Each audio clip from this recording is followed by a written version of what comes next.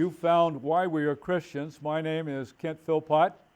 I'm located here in San Rafael, California, but on the other end, halfway around the world, is Gerard Bachke, and he is in France.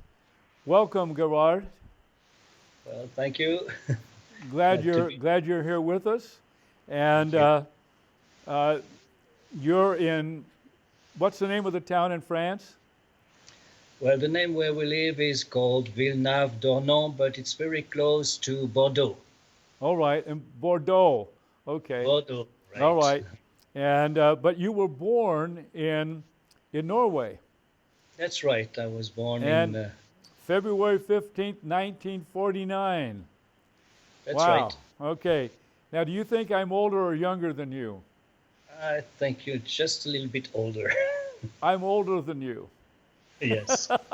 Now, tell me a little bit about your growing up. Tell me a little bit about your parents. All right. My parents are both half Norwegian and French. They both went to, in fact, to France. My grandparents went to France to study French when they were young, and both grandparents, in fact. And so they found, well, their mate for life there, and so they came back, and so they had children that were half Norwegian, half French, and those, okay, are my parents. Mm-hmm. Now, I understand that when you were 2 years old, your parents divorced. That's right. Mm-hmm. That's right? Yes. Now, did you have brothers and sisters? Yes, I have brothers and sisters, but you see, my parents remarried after the divorce, and so they're actually half brothers, half sisters, and I have a lot of them. I have three brothers and two sisters. Okay. And you said, yeah, you didn't grow up with them. No. Okay. And then you went to live with your grandparents on your father's side in Nice, That's France, right? right? In Nice, France, which is, by the Okay. way, a very nice place to be. Mm-hmm. And you were with them until you were 14 years old. That's right. 14 years old, and then I left that place. Tell me, Yes. did you have any church or Christian experience while you're growing up in France? Well, I had some experiences that were strange, in fact. One was when I was a child, and I when I was a child, I found a Bible, and I didn't know what the Bible was, but my eyes were just caught up with that phrase Bible, you see, and I never went to church before. I didn't know anything about religion or anything, and my grandparents didn't go to church at all at the time. Now you were probably baptized as a child. But I was baptized as a child, yes. In a In Norway. Catholic church or Lutheran church? In the Lutheran Church. You see, I found that Bible, and I started to read that Bible, and suddenly, you know, it was like the words, spoke to me. I read Genesis, and started from the beginning, and I could read at an early age. Probably I was 5 or something, and I read this Bible, and then I came to the passage of the flood, and I was very aware. And of course today I would say in my spirit, but in those days I didn't know what happened, and I felt that that was something real, and I started to cry, and the whole family was was very upset with that, because how did I find the book, and it was something that would upset me, and that was an experience, and I think that if somebody had been there at that time and would have explained to me the plan of salvation, probably I would have followed. In terms of schooling, now you're bouncing around from place to place, Yep. and I notice you say here with your educational history, it says it gets a little complicated. Yes. A little complicated. So take your time, Gerard, and tell us about your education and growing up.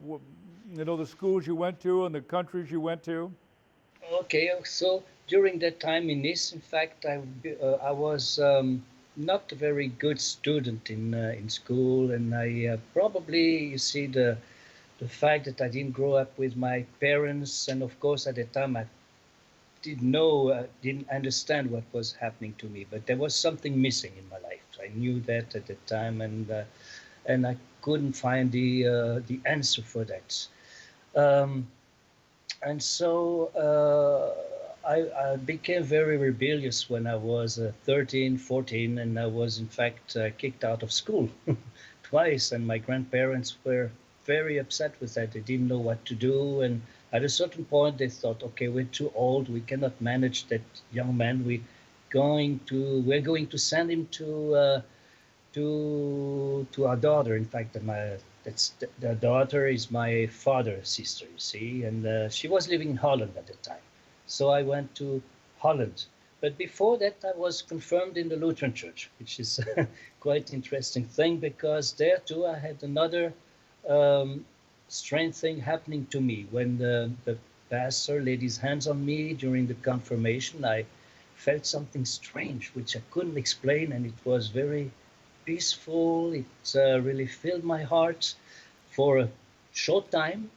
And I had, of course, to wait many years to find out that it was already God working on my heart and drawing me by His Spirit. Now, I note that you say that a Lutheran pastor in Nice proposed to your grandparents to send you to Munich.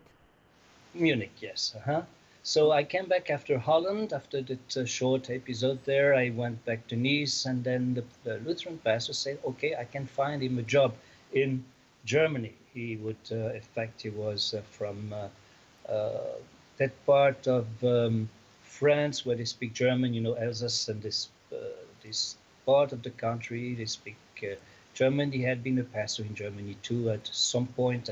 So he did that for me, and he sent me to, the grandparents agree, and so I went to Munich, Germany. Now, I see also that this Lutheran pastor, he got you a job in a hotel. That's right. And you learned how to serve. I learned how to serve, yes. And you mentioned at that point, Gerard, that it was good training for a pastor to learn how to serve people. Yes, and you see, and the people in the restaurant they can ask anything. Okay, I want a second dish, or I want this, I want that, and we have to run. You see, do what they ask. Yeah. Well, very good. Yeah, that's good training. So, to quote you, say any service to other human beings is good preparation for the ministry, by the way, you state. And so now another thing that's interesting, that you learned to play the guitar. Mm-hmm. Do you still play the guitar? I still play the guitar, yes. Gerard, we are so similar. I play the guitar poorly. I'm no good. Really? I know about 10 sure. chords, and if I can do those, that's good. So you're playing, and what you did was you played your guitar and sang. You're a singer in folk clubs. Now, what's a folk club? Folk club is okay. These were places in the 60s, and you had that, of course, that came from the United States. You see, that's of course you remember that time with Bob Dylan and Simon and Garfunkel and all these groups, and we did that type of music. Okay. And it was acoustic. It was very easy to, not to do, but at least to, you didn't need much material. All you needed to do is to know how to play, sing before a microphone, and we did, some of their songs. Mm-hmm. Now, I noticed that you made a little money, and it enabled you to go to a hotel school close to the Austrian border. Mm-hmm. Now, that's where you learned more about, let's say, what we would call hospitality. Yes. Uh-huh. Hospitality, okay. hospitality, learned a lot more about, you see, until now, I had mostly been working as a waiter, a little bit in other things from the hotel, but there I learned everything. I had to go through the kitchen, learn how to reception and all these things. I had to learn everything that you do in a hotel in order to be a manager. So you got to do that, and you say this is the nice side of the story, but then you refer to a darker side of the story. Could you elaborate on that, please, Gerard? Okay, because that was a time, of course, when I was more and more drawn by everything that had to do with the music and with this type of things and all the lifestyle that was with it. You see, I met people, and of course, they were into drugs and all kinds of things that we as Christians would call sinful at the time. But okay, I didn't feel it was bad. I thought that was a new way of living, a new possibility. And little by little, I dropped everything, that had to do with the hotel and okay, no, the regular, I would say, a more regular lifestyle. The hippie lifestyle.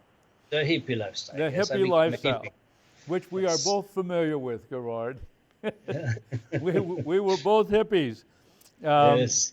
So you graduated from that school, and you started singing, and here's what I like, you stopped going to the hairdresser. Yes. What we would call the barber. So you let your hair grow long. That's right. Okay. Like me, you have gray hair. What color was your hair then? Oh yes, it was sort of dark blonde. Yes, and they came, very Wow. You my shoulder. At this point, you make a statement that you're only 1 year away from your conversion. Mm-hmm. 1 year away from your conversion. So pick up that story a little bit about your conversion. Okay, so that happened while I was living with other people that had the same lifestyle, and we lived in sort of a community we had that was very popular at the time. That didn't mean we lived together. We had our own apartments, but we hired a house, and so we managed to be all together in that building, and that was a sort of a community, and we shared meals and many things, and drugs, of course.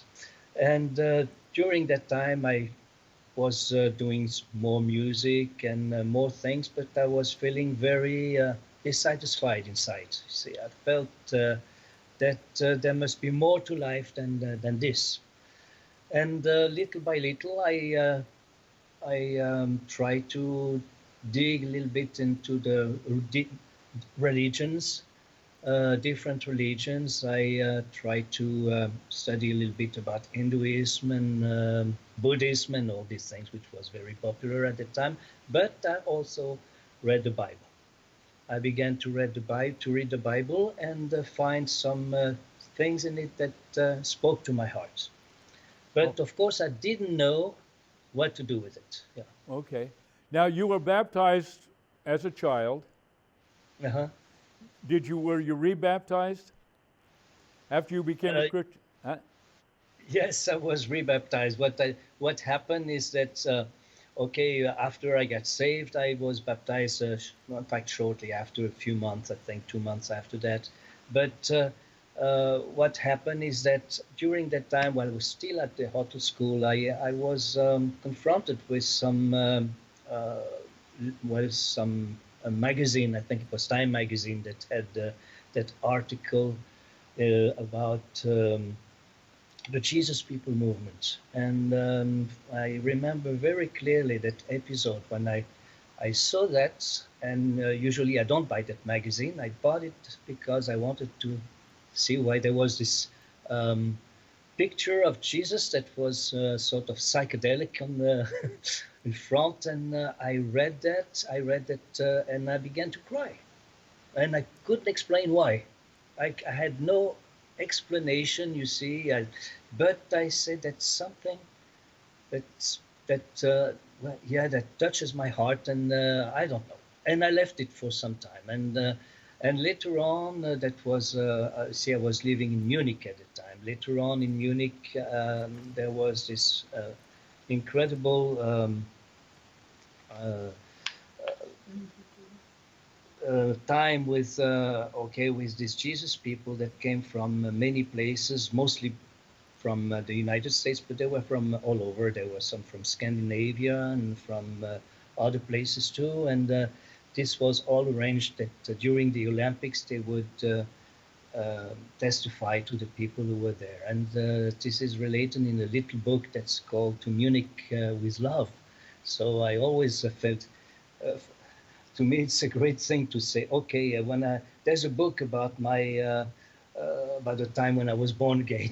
Now you're talking about From Munich with Love, right? Munich with Love, yes. Hold up the book, will you? Oh, yes, I have that book with me, not far. It's the French version, so you have à Munich avec amour. There you go. Yes, uh-huh. I have a copy in English. Yes. I read the story, and it's about the 1972 Olympics in Munich. That's Yes. where there was a big trouble with some extremists invaded the lodging place of the Israeli Olympic contingent, and many people were killed. And that was all then. What was the name of the group that was doing that ministry at the Olympics in Munich? Well, there was essentially it was YWAM, Youth with a Mission. Youth with a Mission, there were YWAM, others yes. too. They were not the only one. The Assemblies of God, I think, were very much involved in there, and other German missions, and so it was really working together of many people, and it was Right. very nice. At that time, I didn't know that, of course, but I learned it by reading the book. A fellow named Bob Owens wrote the book, Yes. From Munich with Love, and it has a lot of good photographs in it. And I saw that you could buy a copy for $99, and then I said that to you, and then you said, no, you can get a book a lot cheaper than that. So I think I got one for $8. Yes. But it was the Jesus movement in Munich, which was also going on in England, and I started going to England about that time, a little later. And of course, the Jesus movement was fading in America by 1972. But it's interesting how it spread all over. And that's just one of the reasons I wanted to get a hold of you, Gerard. Now, I have a question. Yes. How did you find me? You said you were been looking for me, right? Yes, that's right. And how did you find me? Well, I found your email address in the, I think the book is called Memoirs of a Jesus Freak. Yes, and I find an email address. It was not for that type of thing, but I said, okay, if that email is still valid, he'll get it. And yes, that's funny because the whole thing, because we, in fact, the reason I'm here and talking to you is because I found that book through Amazon, that book by David Hoyt called Lonesome Stone. Yes. And I ordered one copy, and it was a copy that was dedicated to you. And I wanted to know if it was a fake or if it was something that seemed to me incredible. And you confirmed that it was your book. Now, one of the things I'm trying to do with this, and with many of the programs, is interview people who became a Christian wherever in the world they were during the Jesus People movement. And I have one of the reasons I have for this, Gerard, and I'm going to say this to get your impression of this. What I found is that after the incredible moving of the Holy Spirit during the Jesus People movement, everything stopped. It's what Ian Murray, Banner True Trust, refers to as normal times, wonderful awakening times. And then all of a sudden, what happened? The Yes. miracles, the signs, the wonders, all the people becoming Christians. And what I found out, and I want to get your impression, Gerard, many people fell away, as we would Yes. say, backslid. They just almost walked away from Christianity. But in more recent times, when they hear about the Jesus People movement, they've come alive again. And this is one of Yes, my yes. reasons for wanting to interview you, Gerard, because you're a Jesus People movement guy, even though you were in Germany and France and so on. Okay, I don't know if many have come back from that time. I haven't. You see that there were not too many Jesus people, in fact, that were born again in that movement in Europe. There were more. There were quite a lot in Scandinavia, but I was not in Scandinavia at the time. See, I was in Germany. I know there was a very large Jesus People church in Berlin, Yes. and I know just one person from there. That I think she's still a Christian, of course. But it's difficult to tell. You Yeah, see, people will experience false conversion, but I have noticed that when a person has generally converted, they will find their way back, even after some incredible failures.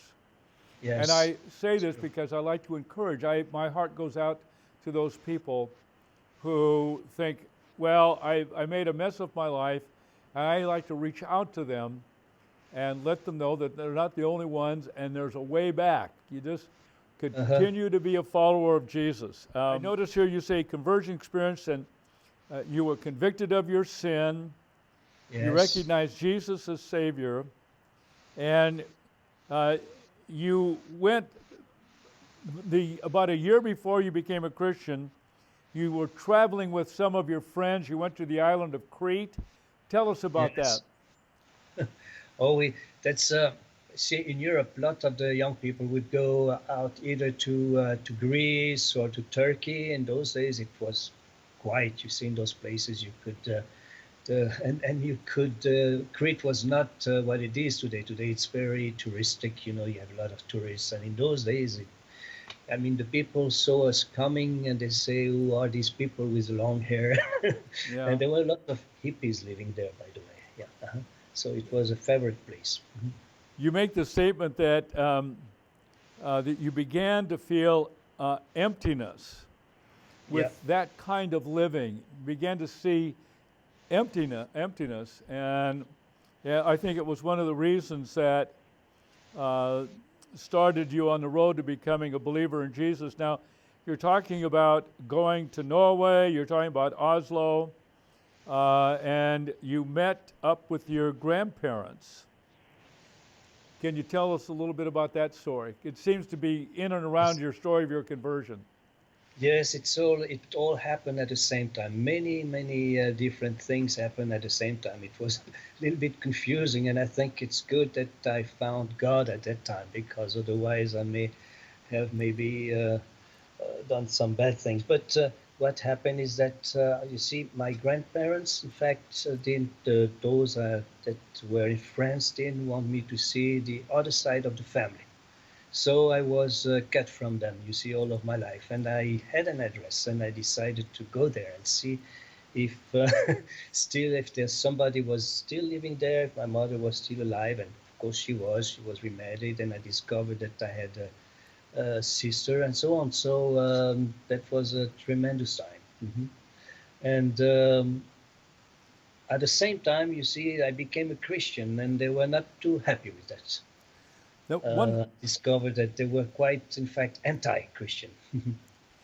You mentioned here the Time magazine. I remember, you say you still have a copy of that magazine, so do I. The Time magazine, it had a picture of Jesus on the cover and talked about the Jesus People movement. You still have that magazine? I still have that, yes, in my files. Yeah. And it impacted you when you saw that sort of a stylized picture of a Caucasian Jesus with long hair and a beard, and that impacted you. I was very much impacted by that. Yes. Yes. Yeah. Yes. That's one of those things that led me to Christ. You see, and it's funny because I read not long ago as somebody had that very same experience by reading that magazine, and it touched the heart of that person, and she and that person too became Christian later on. Mhm. You make reference to John chapter 1, verse 12. I think Yes. it's, what is that verse? As many receive them. Is that the verse, John 1:12? Yes, yes, it's as many as received him, to them he gave the power to become children of God. Right. Mhm. Wonderful verse. So that you spotted John 1:12, and you say, I understood that I could receive the Lord in my life. Yes. And so you prayed. You say, no great emotions, but all of a sudden you knew that God had intervened in your life. Oh yes, I knew that. Immediately I felt that, you see, the chains fell off, everything that was, well, bad, wicked from my past suddenly disappeared. It was an incredible experience. But I didn't see, I didn't feel great emotions, or didn't see any lightnings or something. No, it was just, yeah, very spiritual and very difficult to explain. And that was a Saturday, the 9th Yes, of September. that's right. Now, what year, Gerard, what year? 1972. 1972, so September. And you say, how do I know the date? It says the big Jesus March in Munich was on the next day, Sunday the 10th. Yes. So you mark your conversion for the Olympics in Munich, and you know the day. He says, I remember that I had made my decision the night before. Yes. All right. So, wow. Yes. So that's incredible. I'm just going to say this, so we don't have to cover it in the next program. We're going to have another program. We want to bring your wife in. Yes. And on November the 5th, 1972, 2 months late afterward, you were baptized in a German Baptist church. That's right. German Baptist church. That makes sense. You said they had a huge baptistry. Yes. A huge That's baptistry. true. And you said, I knew this experience that I was on the other side. Yes. You were on the other side. I love the words. Quote you, I left When my you- past behind, and sin could not have a hold on me anymore. All right, Gerard. Okay, we've come to the end of the program. Take it easy. Yes. I'll be back. All right. Be looking for Gerard Bachke on another program of Why We Are Christians. So long.